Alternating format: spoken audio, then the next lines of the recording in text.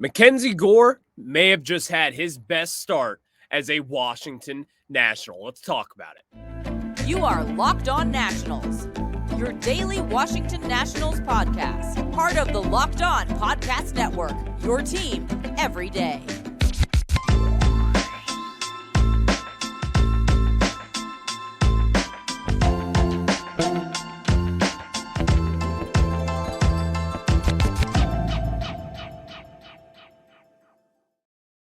Today's episode is brought to you by FanDuel.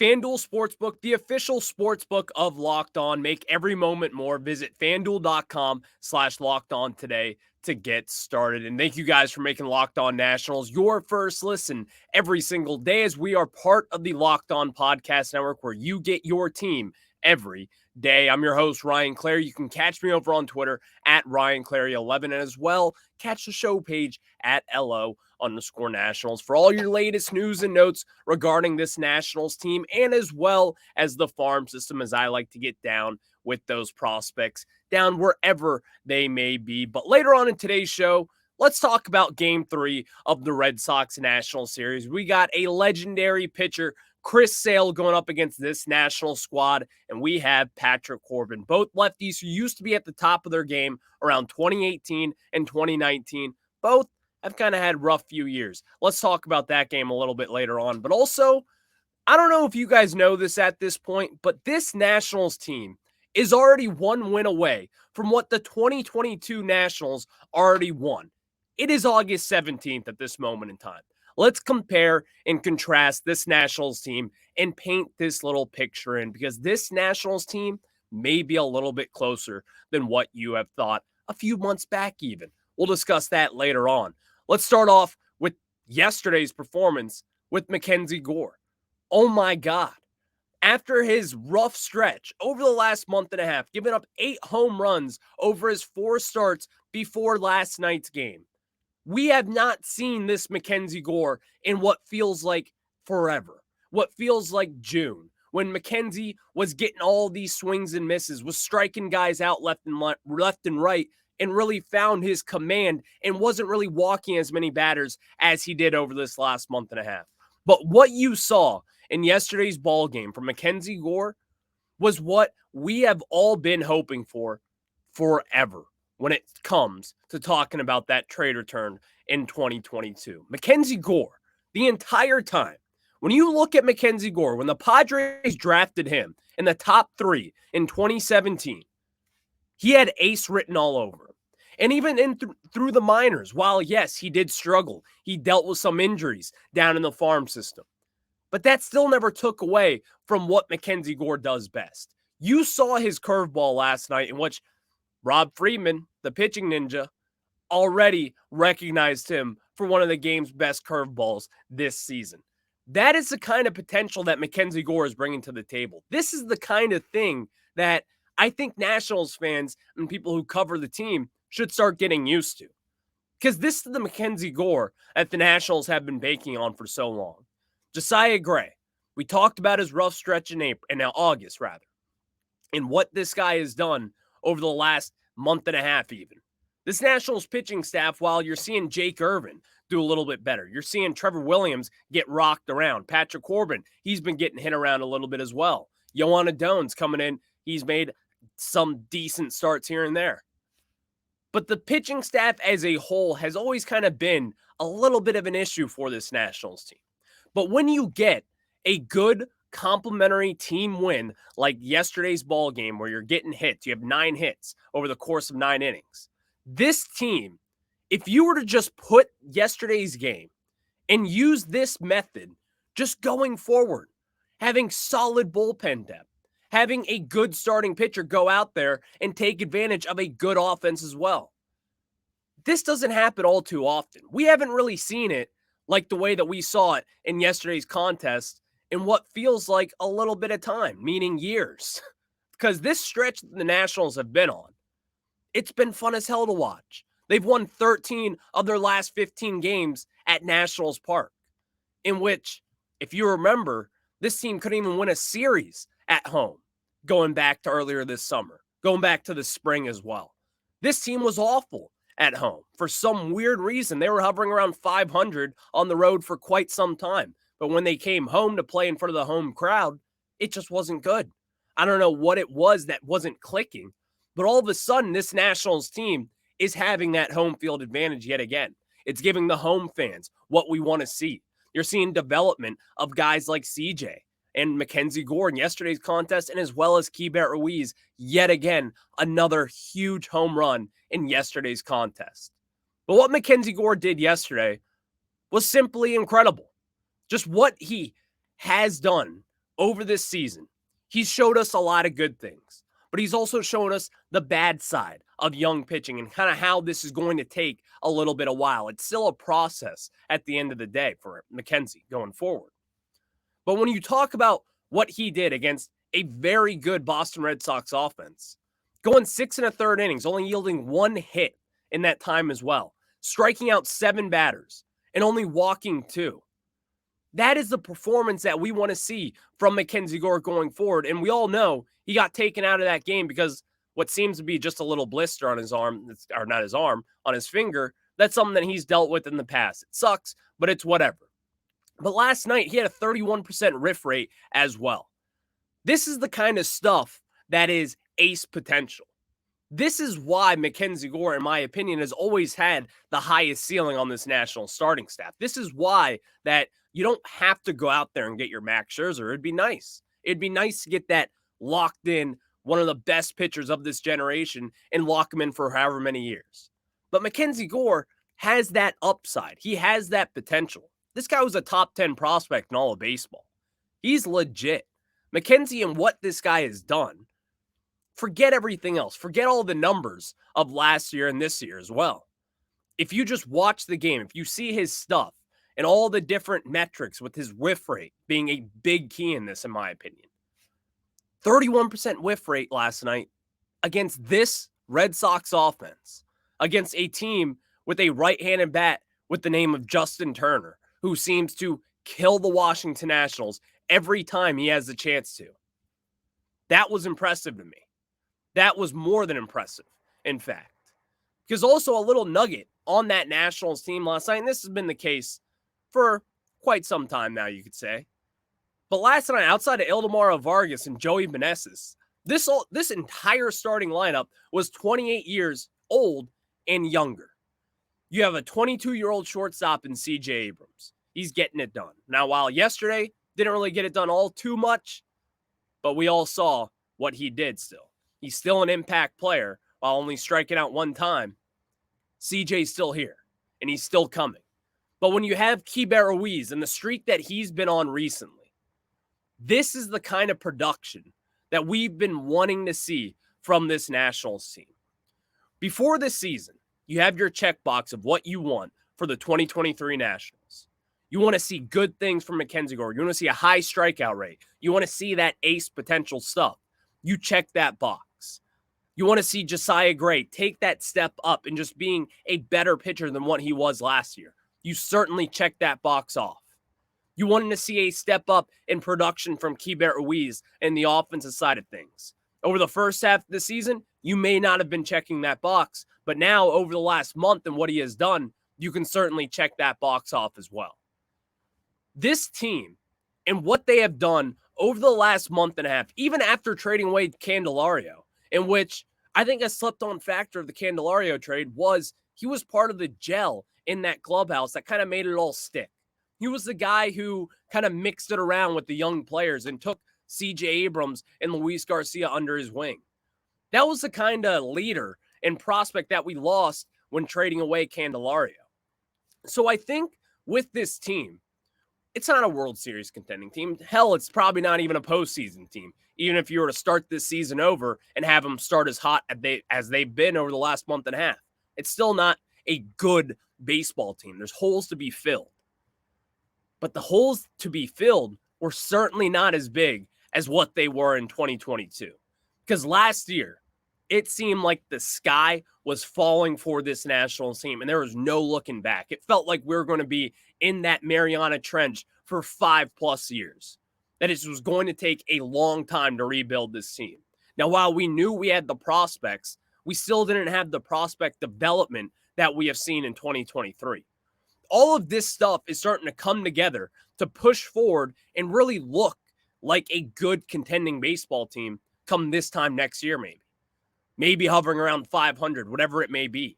But you're already starting to see the prospects in the big leagues. Prospects are no longer prospects, but they're still prospects in my mind, considering Ruiz, Abrams, all those young guys. You're starting to see the development in the big leagues, in which hasn't really happened here in Washington, D.C. in quite some time. Lane Thomas has developed here, but even then, you're looking at guys like Carter Kieboom, Luis Garcia, who hasn't really taken that step up. He's doing decent down in AAA, but even then, we needed him to be a major leaguer every dayer, and he just hasn't been that so far. But you're starting to see these guys take steps up, and it doesn't just mold well for your fandom and for how you want to watch this team. It molds well for this Mike Rizzo-led front office, in which we want to see back. Am I right?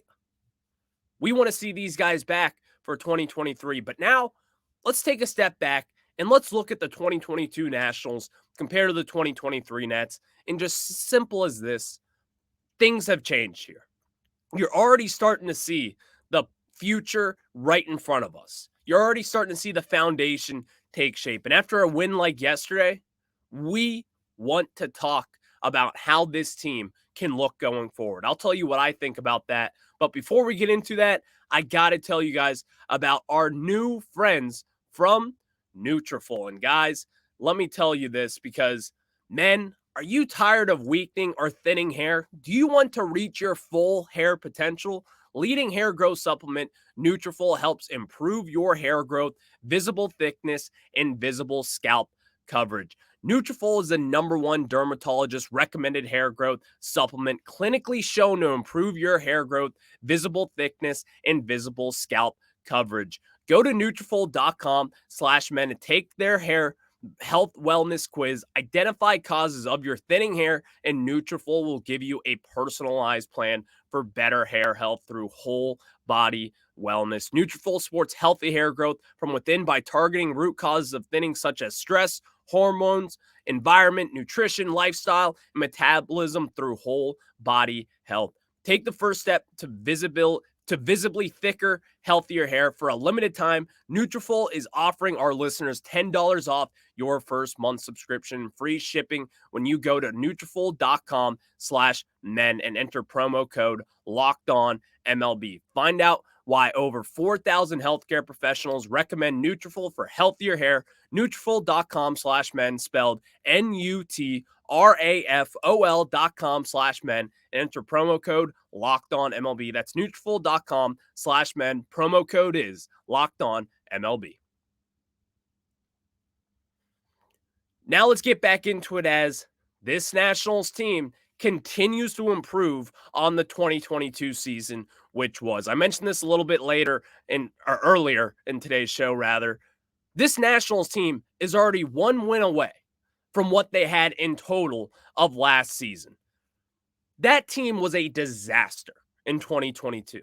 It was to the point where you just didn't even want to watch. You just trade away Juan Soto after he was the guy that we were going to extend. He was the guy that we were going to build this thing around. You trade him away, you get this big prospect haul, and so far, it's looking pretty damn good. This time last year, when you look around the diamond, there are a lot of names that you're just like, what is he doing here? What is Cesar Hernandez doing playing second base or left field or whatever you wanted to stick him in that game? At one point last year, you look at Maikel Franco, one of the worst defensive third basemen in all of baseball. Statistically, analytically, whatever way you want to look at it, Franco was.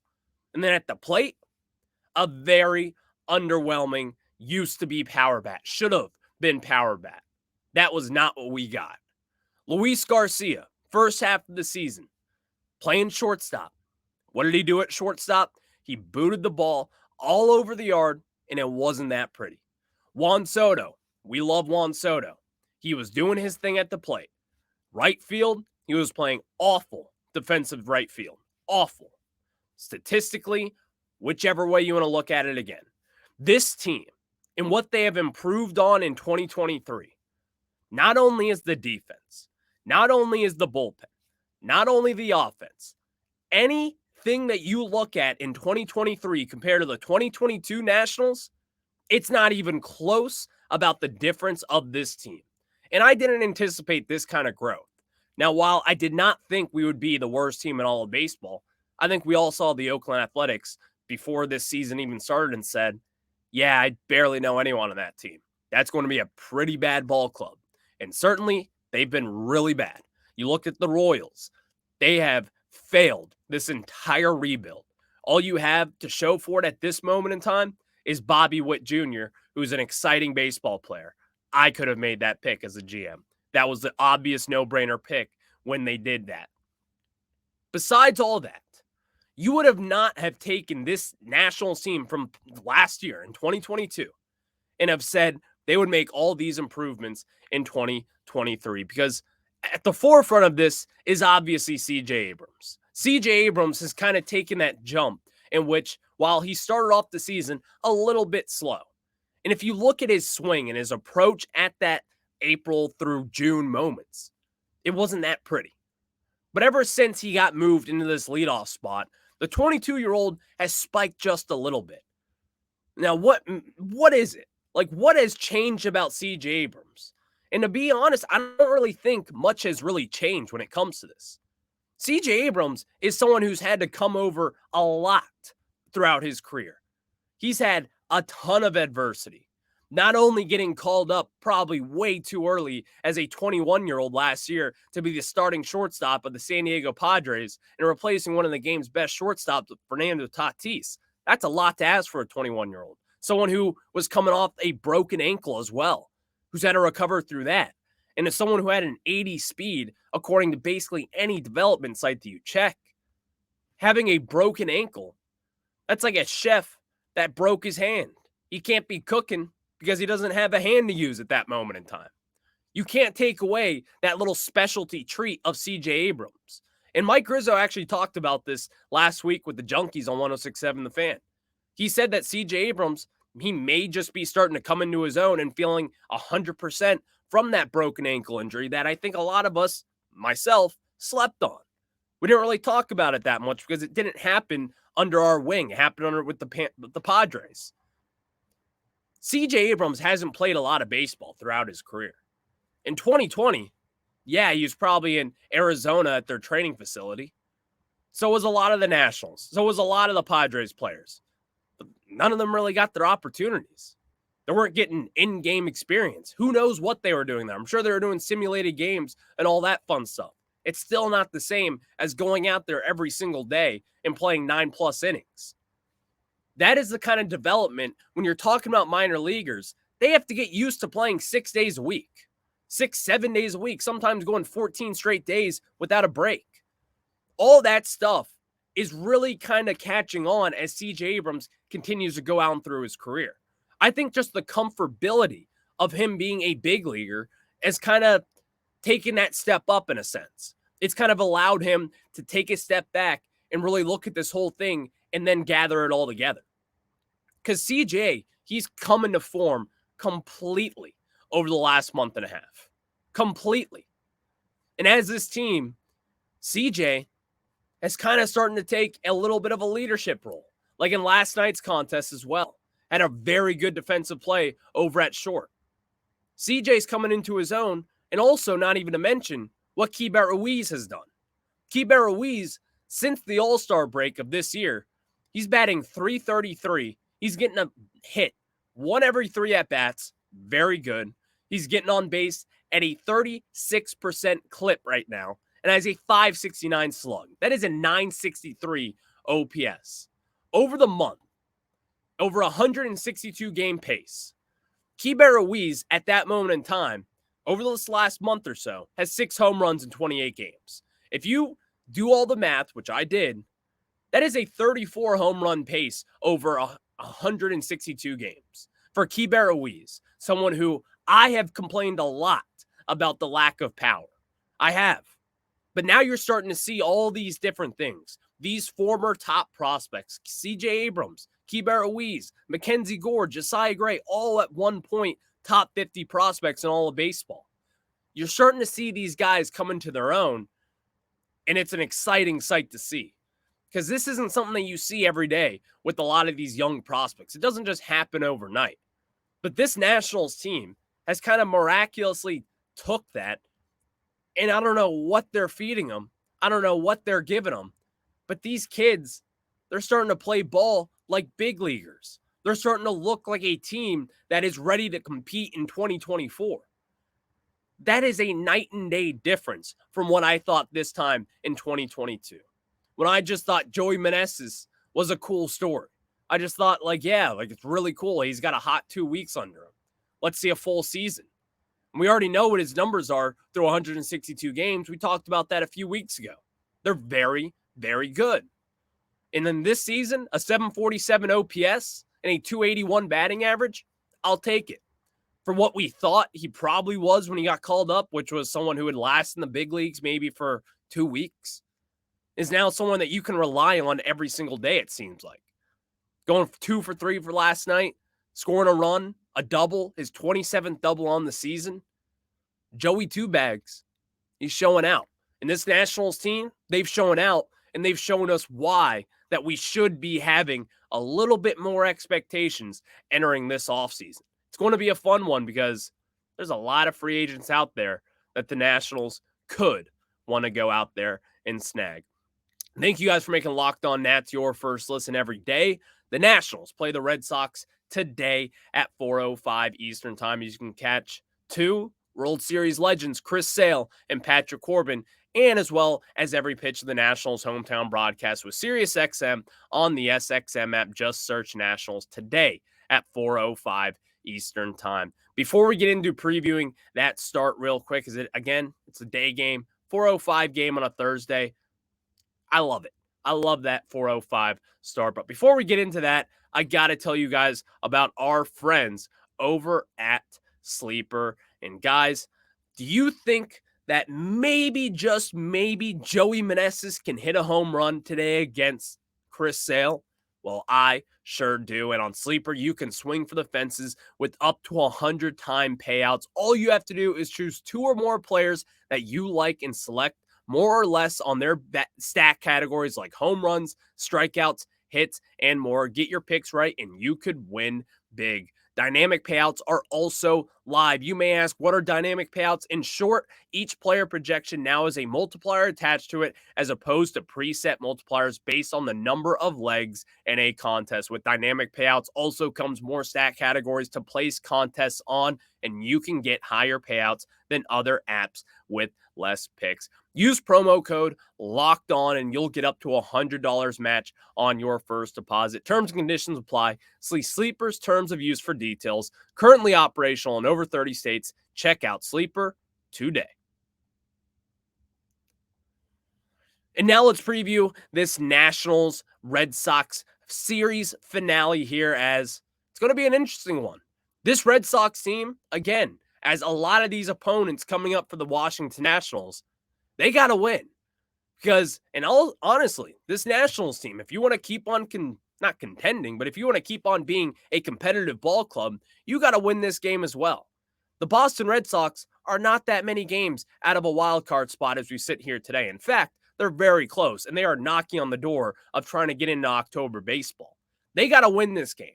And Chris Sale, if they're going to have a chance in October to actually try to make a run, which at this moment doesn't really seem all too likely. That wasn't the expectations heading into this year. But even then, they're getting close to it, and they need Chris Sale, their million dollar man, big left-handed pitcher, to pitch that the way that he did back in 2018 when they won the World Series. Because after that year in 2019, it just hasn't really been the same for Chris Sale. He's battled a ton of injuries. He just hasn't really been himself. And obviously, like I said, it's due to his injuries and everything with all that. We know. Nationals fans, we get it. Steven Strasburg, obviously not the same post-2019. We understand that part of it. But going back to the Nationals and why today is a big game, in my opinion. You had the Philadelphia Phillies coming in tomorrow for a 3-game series. 2 games at home, 1 game in Williamsport, which will be talked about tomorrow, by the way. Nationals got to win this because you're going to be playing a red-hot Phillies team. I want to see you guys compete against the best of them. Because after Philly, you then go up to New York, then you go to Miami, then you have Toronto, Miami, Mets, Dodgers again. You got some good teams coming in town, and also good teams that you're going to be playing against, like the Marlins, who also need to win. This is going to be our October baseball moving forward. And so when you have someone like Patrick Corbin going today, you may not feel all that comfortable, which, why would we? We know. You get it. We're Nationals fans. We know what we've been through with Corbin over the last few years. But even beyond that, sometimes Patrick Corbin has found ways to pull that bunny out of his hat. He's found ways to just shove on teams. Maybe today's just one of those days because the Nationals, we need to win, and we need to win really badly, in my opinion, because I don't want to go into Philadelphia playing against the Phillies or coming in DC, whatever it may be. I don't want to play against them and drop 3. That would not be fun.